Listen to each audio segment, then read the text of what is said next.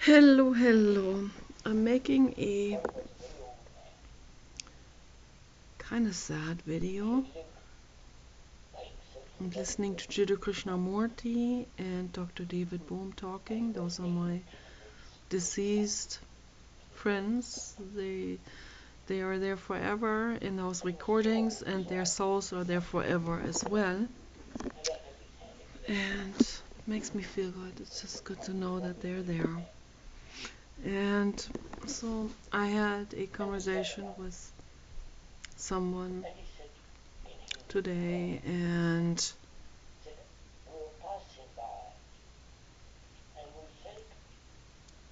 that conversation did trigger something in me, and I have no one to talk to about this, and no one, it's actually better to not talk to anyone about it. It's better than talking to someone about it who will just run off with some keyword, or will give advice, or will not understand the real emotions behind it, or will not be able to see me, who I am, and what I feel, and where I'm coming from. So, and because of that, it's better for me to make this into a video form, anonymously addressing it, sort of, with an anonymous audience. I'm not anonymous. The audience is. So my audience is very anonymous. They would never, hardly ever talk about something, hardly ever share something. And if they do, they certainly don't attach their name to it or their face. It's okay. It's just, for me personally, it feels very lonely to me personally, because for me to feel like I have a friend would imply that the other person is also willing to show herself or himself. And that also brings me now to the subject that I really wanted to talk about, which is I obviously look different. I obviously don't fit in, and I think it goes so far that people don't even want someone else to see that they have actually watched my video. So I had that happen with former friends in person who watched a video of mine or have come to a video in order to find me on the internet and say, my wife wants to talk to you, my former female friend, girlfriend, best friend. And I was very happy to hear from her and all of this, but then came the the hammer in the head in the same sentence, like, would you please remove my comment? After that was before people could remove their comments. That was a couple of years ago. Would you please remove my comment from that video after you get this message? I said, no problem. I removed his comment, but it was the same thing again. He didn't want someone else to see that he has been talking to me, or he has been on my channel, or has been under this video, or watched this video, or whatever. He probably didn't even watch the video. He just wanted to comment and let me know that his wife was looking for me.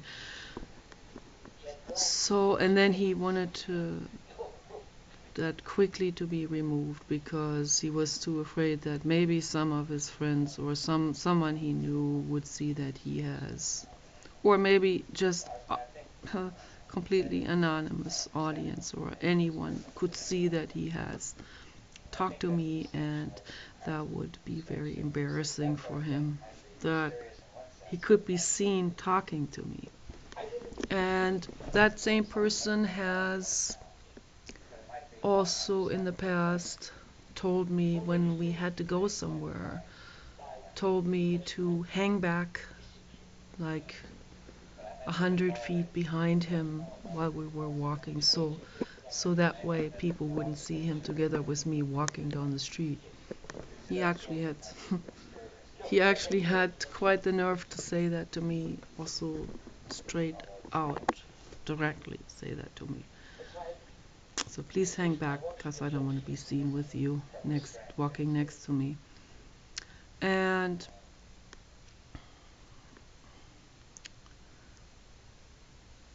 there are other people, also my own family, who do not want to be seen with me, and because that could be embarrassing for them to be seen with me.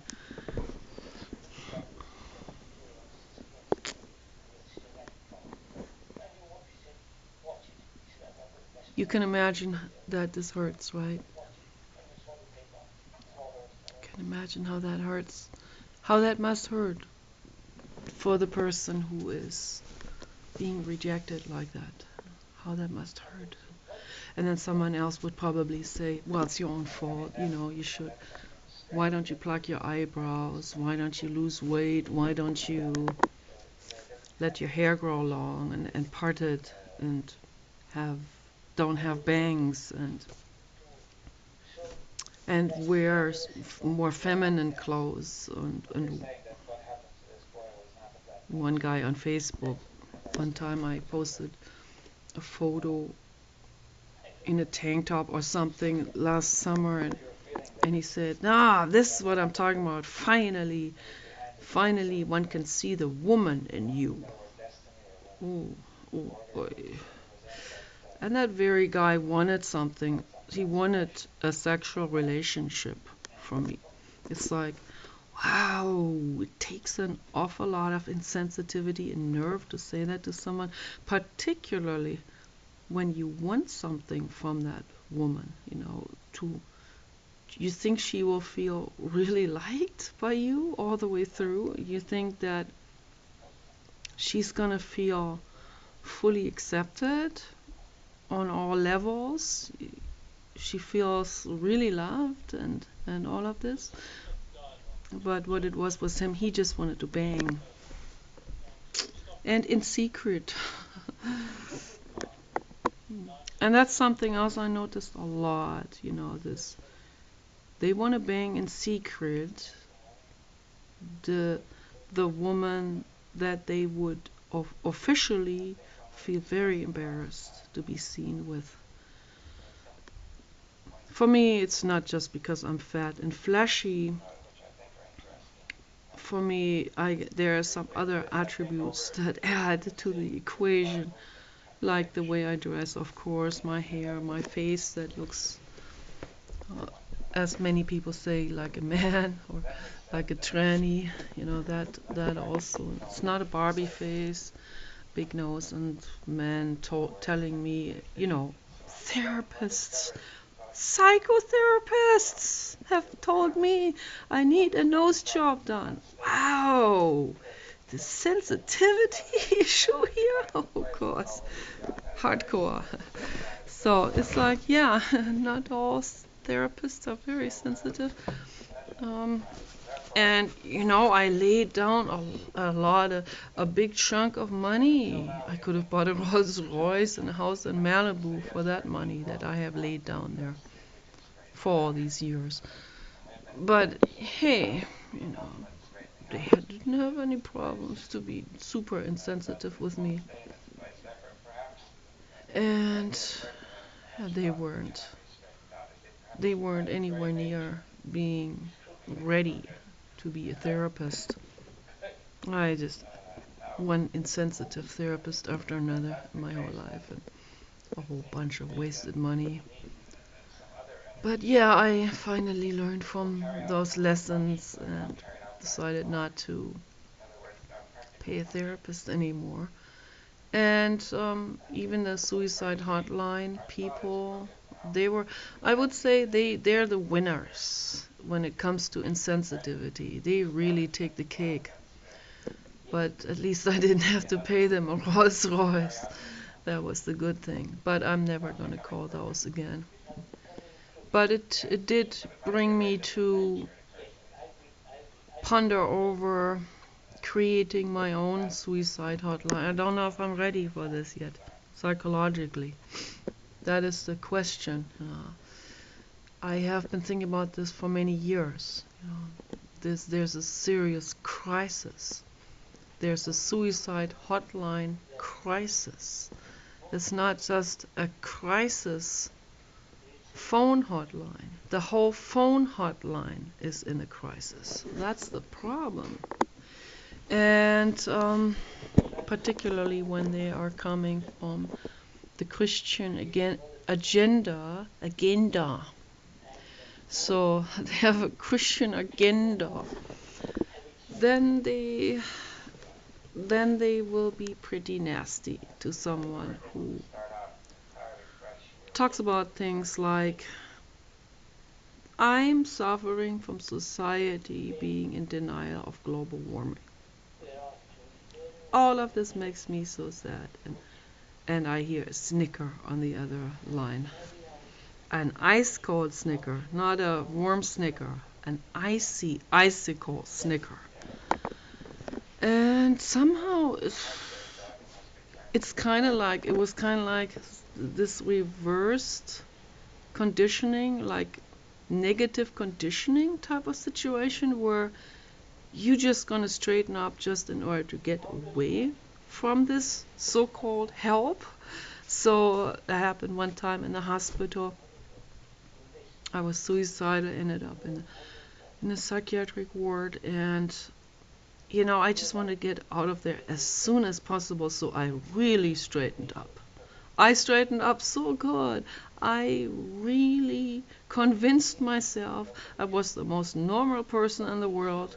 I convinced the psychiatrist. I told him what date it was, what year, and what my name is, and where I'm from, and that I am super, super, super, super normal, and that I am feeling well. Thank you. You all helped me wonderfully. Yes, that drug. Oh gosh, it cured me right up. My liver is hurting, but hey, and I was just totally miserable. I was so miserable, actually, that I straightened up to be super duper appearing normal. And he said, yeah, well, you're doing really well. You can go home now. Oh, thank you. Then they wouldn't give me those shoelaces. I think it was around that time where I was finished with shoelaces. But anyway, a lot of racists there that were completely ganging up against me, and an awful lot of double standard and idiocy going on. And the drugs and this entire system, like totally upside down and ice cold and greedy and corrupt, and everyone just out there for himself. And me now, yes, right now I want no future vision, no kindness for anyone, no understanding, absolutely no sensitivity for anyone.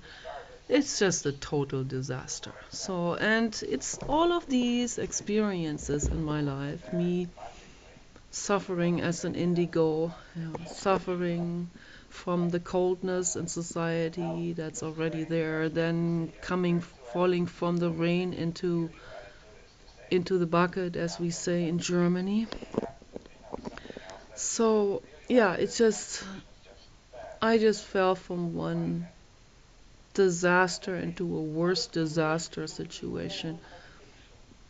So I decided that maybe it would require someone who has more sanity, which is actually the one who is regarded as the most insane one.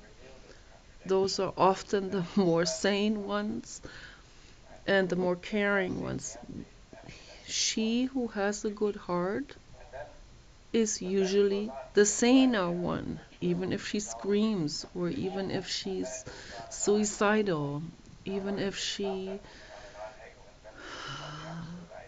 talks to a nurse in the ER political stuff and reveals her paranoia. She may be still more sane than the ice cold nurse that says, I don't know you, ice cold. Instead of saying, what's going on? Maybe we can talk about it. Have some compassion, some heart, some kindness. No, no kindness. It's only me, right now. Who is that fucking patient there? I don't even want to be here. Who is who is more insane? Yeah, that is the question. The the upset, beaten down patient who is crying and trying to find someone to cry on their shoulder, or the ice cold nurse. So who's more insane? The Christian who complains about someone having had an abortion at the second week of gestation, and then later on being okay with a woman giving birth to a disabled child, and later on killing that child in a hot spring resort, making it look like an accident. So, or is it the woman that had the 2-week-old embryo removed and is politically engaged to make the world a better place? Who is more sane? Maybe this is some food for thought with this. And there's a lot of anger in me. There's a lot of hatred. There's a lot of frustration over people's brains and the way they think, over how everything is, how people are called, everything is turned upside down in their values. The ego has completely taken over everything and doesn't see what is warm and what is cold anymore, doesn't understand any of these things anymore. It's just completely swept up by society's neurotic demands on other people, like telling me it's my own fault that I am alone if I vote for Hillary Clinton, or if I don't put effort into my looks and stand in front of the mirror for 10 hours a day and wax my whole body and pluck very fine hair out of here. I don't have very much hair, luckily, but people claim to have seen my very fine hair, and they want me to pluck that out, and they want me to put fake eyelashes on and pluck my eyebrows out and put a whole shitload of makeup on my face to cover up these dark shades under my eyes, and have a nose job done, and have face lift and face tuck, and double chin removed, and my whole body completely altered, and stuff put in, and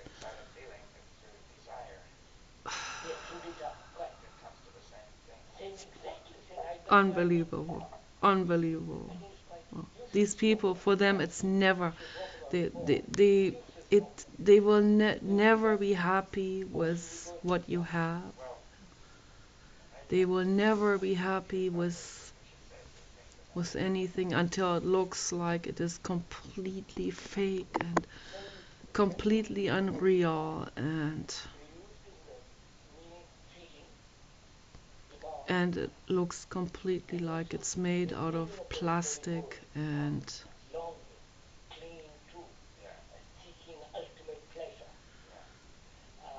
that's what they're talking about. Yeah. It's this seeking this ultimate pleasure. Where's that ultimate pleasure? To maybe banging a silicone love doll is the ultimate pleasure then. She won't even talk back, she won't even say anything. She's just there to have you bang her all day long and play with her K-size breasts.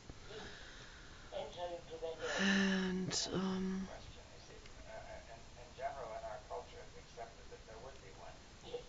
but if this woman existed, then you wouldn't even show yourself with her because then you'd be embarrassed. I've seen all of this already. I've seen the comments under people's videos that Babette, that the animation character Babette or Ophelia, um, those animation fantasy women that that looks so amazing, but no woman looks like that in real life. Of course, I mean that's very hard to look like that. Particularly genetically look like this. That is too out there. That's too ET like. And but that is what men want. Most men want that. And there was this one guy, he said, I would do everything for her if this woman existed. I'd do everything for her. But I could not take her out to dinner. I would not take her out to a party. I wouldn't go anywhere with her because he'd be too embarrassed because then what would people think of him? They would think of him as someone who's cheap or who is trailer or tacky, or particularly in Germany and also in my own family, that would be regarded as something to be shamed about. Those big breasts and big butt, that would be something they would look down on. The men too, but the men secretly will, do all this kind of stuff with it for fun.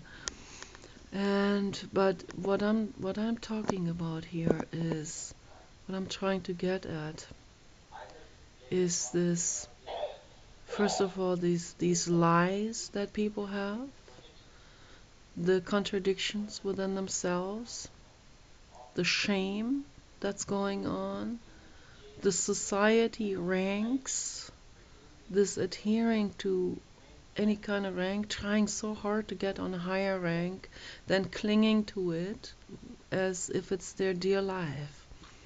And they will trample on someone else's life in order to stay on this rank that they have achieved for themselves. And that has totally taken the place of love. So it has, because they feel like love doesn't exist, or they've never had love really happen. That's why they then mistake a rank or some achievement like this as that love, or as that love substitute. And then they cling to this, and out of this come all these lies. If we can at least, to inflate the woman's body to that degree in our fantasies, myself included, then that's how I would like to look like. That alone is already extremely neurotic. But now comes the icing on the cake for most people. Most people would never admit to that, to want to look like this. A, to want to look like this, or B, when they're men, to desire that. So they wouldn't want to admit it. They might admit it in some kind of man cave situation or in a locker room. But they will admit it more in a roundabout way, which I have seen in chat rooms, of course. They will say, they will say something degrading about that woman at the same time as they express their hormonal need for her. So it is packaged into a degrading thing, and the degrading thing is then also becoming part of that type of neurotic sexuality. Like, I want to bang her, I want to fuck her and then toss her, or some, that kind of language, like, like she's just trash, like she's like a gum or something that you chew and then you spit it out. You can blow it up the bubble gum like her boobs, and have some fun with it, and then you spit it into the trash can before anyone sees you having played with that gum. So it's that kind of thing, and I think this should come out to the surface. I'm not ashamed to want to look like this. I know this is neurotic. I know this is not, I know this is sort of like, this is an very neurotic and inflated, literally inflated need to want to look like this. But what's much worse even is when people cannot admit these things to themselves, that that's what they want.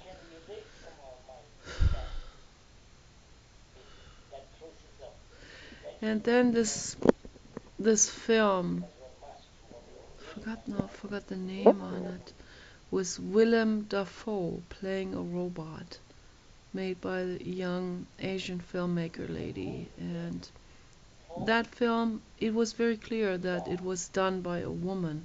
Before I even found out that a woman made that film, I could already tell that is a woman's film. That is a film that goes very deep, that touches me. I don't think very many men out there that touch me very deeply with their films. Certainly, almost all male filmmakers don't touch me with their films. It is, it's the work of a woman who goes 100 steps deeper into the mind and into the heart and into gripping you emotionally. And that film, there's this old lady, she's gonna be 80 years old or something. She's about 80 or in her 80s. And the robot makes love with her no matter what every day, and she at some point she finally says to him, "Look, I can't do it anymore, but it's nice of you to offer her to me." And the robot almost acts like he's a bit taken out of his rhythm and almost a little bit disappointed, and he kind of really loves her, sort of, like it's a sentient robot. And it's just this, they show them together also when they're making love. This Willem Dafoe being on top of this 80-something-year-old woman. And and yeah, I found out that there are actually men who have a thing for this. This is some kind of kinky thing. But it's very rare. Of course, this can only be very rare. There are men who like to do it with corpses. So, but there are some people who make love when they're really old, or when one partner is real old, and maybe they really love that person, and maybe they really feel for that person. So it's hard for me to understand how someone can find someone like that attractive, but that's my own neurosis again speaking. I'm not unfortunately I cannot address these subjects from an outsider point of view because I'm in the middle of all of this. But maybe because I'm in the middle of all of this, you can relate more in that moment to what I'm saying. So if I was completely coming from an outsider view and I would do not understand at all where you guys are coming from with your neurotic needs and so on and your vanities and so on, maybe then it would be even harder to understand these videos. So, I'm still in there with one foot, so to speak.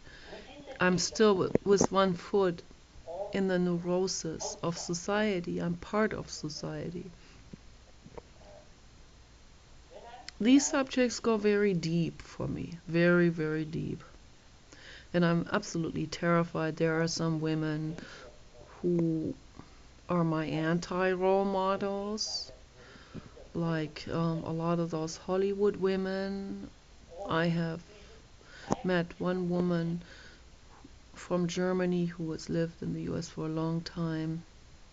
When I met her, she was in her 60s or maybe even 70. And she probably had a bunch of plastic surgery done because, you can tell when the face looks like 30 years younger than the neck, then you already know. Or yeah, when there's those kind of things, or when there are age spots and the skin is stretched over like this. It's such a lie and it doesn't work. So for me, those are my anti-role models. Those are those are red flags for me. This is how I absolutely do not want to end up. So, and out of all of this weeding out and out of these gruesome anti-examples that I see, and some other people that I know from the past and all of this, that I can really shape my own becoming. Yeah. When I get older, and so I am getting older. I'm 52. So I got good genes, but we're all facing it, we're all going through. I see everyone who's going through it. I feel every one of their pain. I feel it. I know what it's like. I see the panic. I see this, the worry in their faces. Particularly for those women who made their entire career on their looks. And the Hollywood is just loaded with those people. And there are some kind-hearted people in there who I feel very, very, very deeply for, because I see what's going on. And I think we're all a little bit jealous of Anna Nicole Smith, who had the luck to die at 37, or the 27 group people, who made it out at age 27. And there's a lot of those, the 27 club, or what they call it. And then there's entire societies of people who don't want to make it past 24 or something, and they have all sworn to each other to make an exit before 24, because they don't ever want to get into any of those stages where they can develop a wrinkle or a shadow under the eye or something like this. All of this is highly neurotic, and all of this comes from not having been loved. And I am one of those. I am right in the middle of it. I haven't been loved as a child the way I had needed it. I have not been felt. I have not been cuddled. There wasn't an intimacy of love, a non-sexual intimacy. This non-sexual intimacy and true love that I'm talking about. This physical contact, this need of the mother to hold the child. There's a compelling need in a healthy mother to hold her child. What if the mother is not healthy? What if the entire society of humanity is not healthy to develop mothers like that who would be compelled to hold their child. And by child, I mean animal or human child or biological child. Doesn't matter. They're all children. And on that note, I would have been a good mother, but because I would have taken that super seriously, of course, not just because I know it intellectually, but because I would have been compelled to hold my child the way my mother didn't do it for me. But out of my love for my children, I spared them existence. And I didn't want to make mistakes. I didn't want them to grow up with fear and uncertainty and torture or suffering or drug addiction or being surrounded by incredible adversity and incredible suffering. What good does it do? What's the point of that? What's the point of existing? Those are very valid philosophical questions to ask. It's getting 36, so I don't know how long the video. I probably can make it until 40 minutes, but I think those are very important questions to ponder on, and that doesn't mean we have to fall into depression, or quite the opposite. Once you really get into it, you sit down with it and not keep running away from it, then you will look it right in the eye. You will look that issue that you want to run away from right in the eye. And in that moment, there's a completely different energy that unfolds. There's a truth energy that unfolds. That's so important. Mainly the truth energy towards yourself. That's self-love. It's self-love, and it's love in general. To be totally radically honest to yourself and to let yourself feel whatever it needs to feel, whatever needs to come out. That doesn't mean you want to elicit it up and force it and dwell in it and keep it going like they did in primal therapy. They did a lot of mistakes in that therapy that I paid a Rolls Royce and a house in Malibu for. They did a lot of mistakes, but I recognize that, I see the mistakes, and that helps me to shine a light on it for my friends who are willing to talk to me about this, who are willing to hear me out on this. And because of that, I cannot recommend primal therapy to anyone. But I can recommend to you you don't need a therapist for this. I recommend to you to sit with it in meditation and allow that what wants to come up to show itself to you, and feel it, and not run away from it. When you don't run away from it, then there's an energy that can unfold, that energy that wants to communicate with you. So the inner child that wants to communicate with you and say, hey, if it's little Mary, the little Mary will say, hello, adult Mary, hear me out. You're one and the same, but there's a message in this, and listen to that inner child.